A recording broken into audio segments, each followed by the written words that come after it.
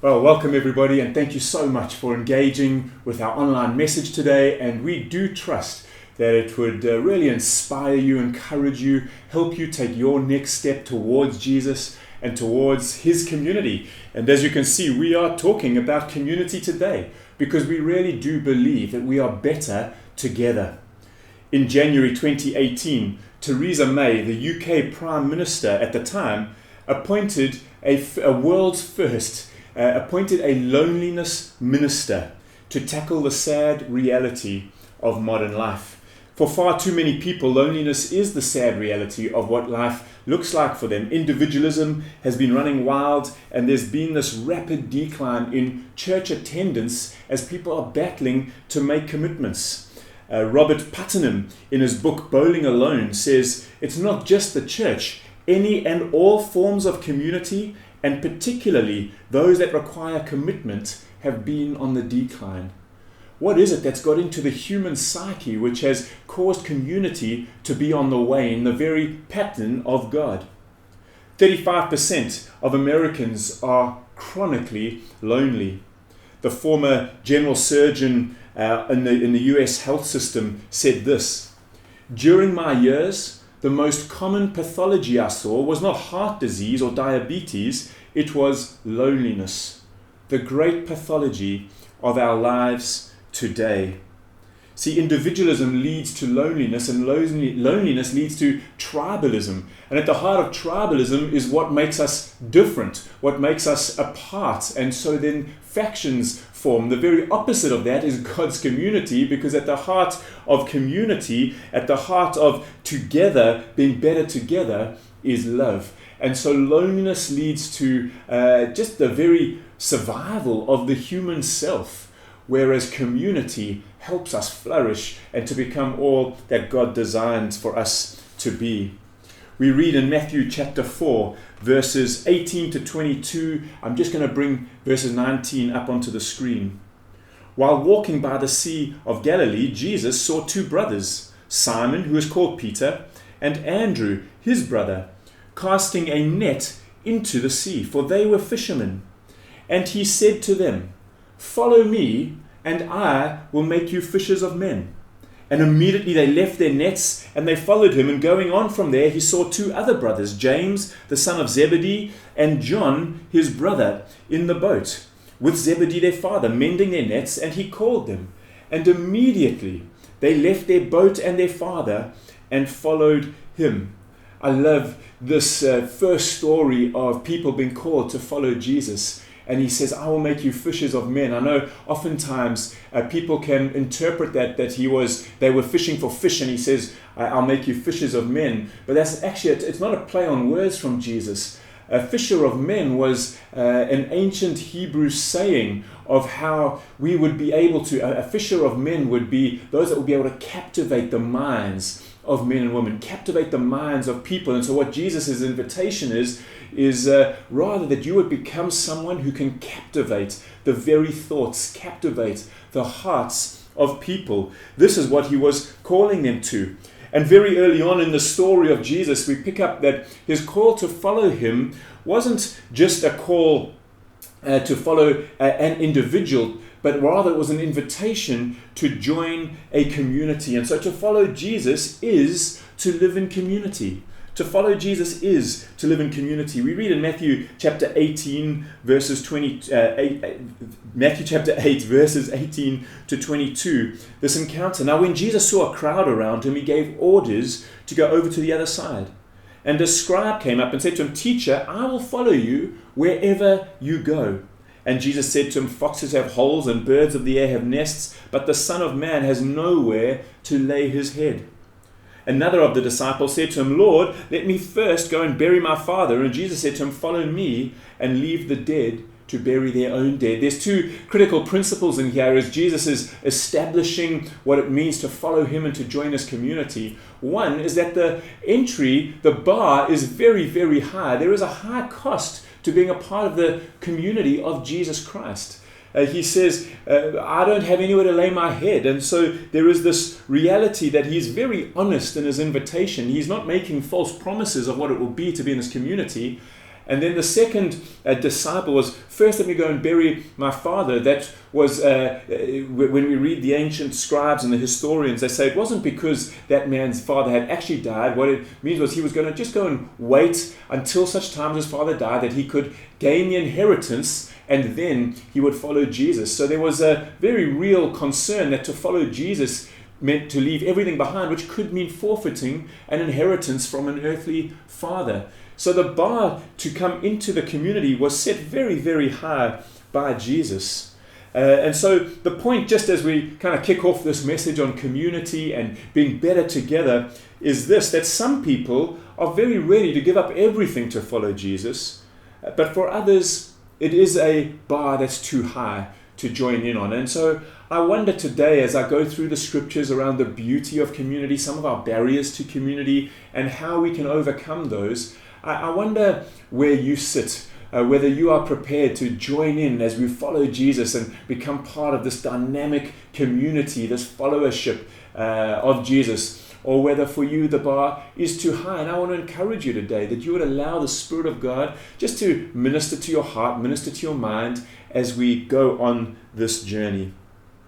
We see also in Matthew chapter 9, verse 9, we read this: as Jesus passed on from there, he saw a man called Matthew sitting at the tax booth, and he said to him, "Follow me."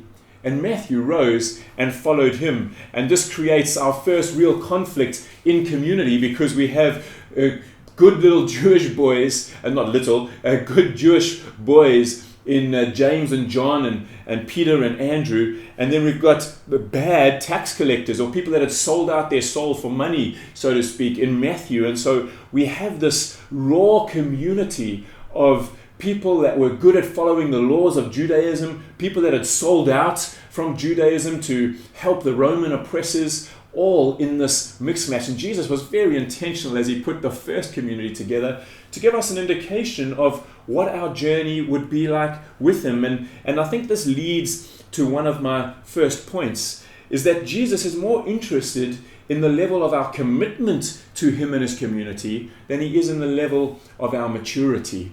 And so he is looking for devoted disciples. He's looking for devoted men and women who would be able to love one another, learn to love across the divides of race and gender and economics, across the divide of religious backgrounds and strict upbringings or loose or liberal upbringings. He was more interested in our commitment to a community than in the level of our maturity. And so may I encourage you that in our first assessment of where we are in community, that we would be more interested in our commitment to his church, to his bride, than we would go around saying, well, I've been a Christian for this long and I'm this mature and I know this many scriptures. It's our commitment more than our maturity that Jesus is interested in. And so community is that place that we train to become like Jesus. The call to follow Jesus is to follow his community, to join in his community. And so I just want to take a quick look at some of the mistakes we make when we try to assess what community is. And so the first mistake we make is we mistake connectivity for community. We somehow think that connectivity is community. I want to encourage us that it is not true. The more we use digital technology, the more lonely we become. Human science has taught us that. It is very much the leading thought in medical science around mental health, around emotional health, that actually the more connected we are on a digital plane or device or environment, the more lonely we become. See, face-to-face conversation is the most human and humanizing thing that we can do. Science says that between 100 and 150 is the most we can handle of real-life relationships, and yet many of us are connected to far more than that on our digital platforms. And so to mistake connectivity for community puts us into, I would say, a place of misunderstanding Jesus' invitation to come and follow him and be part of the followers of Jesus in community. The second mistake we make is we mistake chemistry for community. I have an incredible friend in the US, a man called Josh Cannizzaro, and we have great chemistry. We get on like a house on fire when we connect with one another over digital platforms, when we have the privilege of seeing each other. We haven't been able to for the last 3 years, but we really have a chemistry. But the reality is, I don't live with him and he doesn't live with me, and so it's not quite community. And so chemistry is not community. Community is doing life together. Community, we can have community with people who we don't have chemistry with. And I think this is part of Jesus' invite of we are better together. We are better when James and John and Peter and Andrew, good Jewish men, are in community with people they would have little chemistry with in Matthew, the tax collector. And yet this is the environment that Jesus calls us into for our own good and our own maturing story. And so then we must ask the question, well, what is Jesus' community? Merriam-Webster Dictionary says this: the definition of community is people with common interest living in a particular area. Common interest living in a particular area. And our common interest, friends, as followers of Jesus, is Jesus Christ. The common interest that we gather around cannot be finance or gender or race, because actually Jesus calls us to lay all those things down, to follow him, to pick up his cross as we carry on. And then it is in a particular area, the human desire, the human condition. We've been designed to have face-to-face interaction. And so the definition, according to Merriam-Webster, is that it is in a particular area, it is in a particular location. And so I want to encourage us now. We as Anthem, we're not looking to build an online community. We will keep providing online material so that you can engage and remain connected with God and somewhat knowing what's going on in the Anthem story. But our encouragement to you is, if you are in the city of Durban, is we would encourage you to make the next step to become part of the physical community in a particular location with the rest of us as Anthem Church. And if you are engaging this anywhere around the world, our encouragement is you can carry on engaging our material, but the invitation from Jesus is to find a community in your area, a Christ-following, Bible-believing community that wants to help encourage people in their life with God. I encourage you into that space. Because as we follow Jesus, there's two kind of main aspects to it. It's silence and solitude, and it is community. And we are supposed to drift between the two. But we battle as humans today to go into silence and solitude. Many of us fear our own thoughts, fear what we will discover. We don't want to be vulnerable with ourselves. So we battle with silence and solitude, and likewise we battle with community. We don't bring our real self into community because we feel like we've got to put up a veneer. Feels like we've got to present something, because to get through to our naked self, if I can call that, to go back to the original intention of God, that we would be naked and unashamed. I'm not proposing that you arrive at one of our services with our clothes on, but naked in our souls, naked in our minds, that we're able to present our real self, our flaws, our failures, our successes, who God is with us as we're on this journey. This is the invitation of Jesus. Many of us just live in a pseudo-community. We show up every week, but we hold back who we really are. Why do we do that? Why do we do that? What hinders us from becoming part of community? Well, the first is this: it's individualism. To live in community, we have to commit. And to commit means we have to be prepared to follow, to give up some of the things that we prefer for the sake of others. It means we commit to a way of doing things. And in today's day and age, that is not a very popular thought. Everybody, that's in inverted commas, everybody wants to do their own thing. Everybody wants to keep writing their own story. And so we have commitment phobia because we want to retain our individual identity. That was not the design of God, friends. That was not the design when Jesus came. He very quickly put Peter and Andrew and James and John with Matthew, and then a whole lot of other disciples. It was all kind of instantaneous. We don't get to be individual. We find who we are in the community is an important piece in defining who we are. We're not defined outside of community. We're defined in community. And so individualism is a major block for us. It's a hindrance to us becoming and giving our whole selves to community. The second is idealism. He who loves the dream of community more than the community itself finds themselves in this place. Our idealism blocks us. It's a hindrance to coming into community. And what ends to happen is, because we never find the ideal, we end up being those that go from job to job, from church to church, maybe even from marriage to marriage. Those that love the ideal of marriage more than the person they're married to can fall into this trap. And so idealism is a hindrance to joining community and being a part of community. And the third is just intimidation. We're scared of it.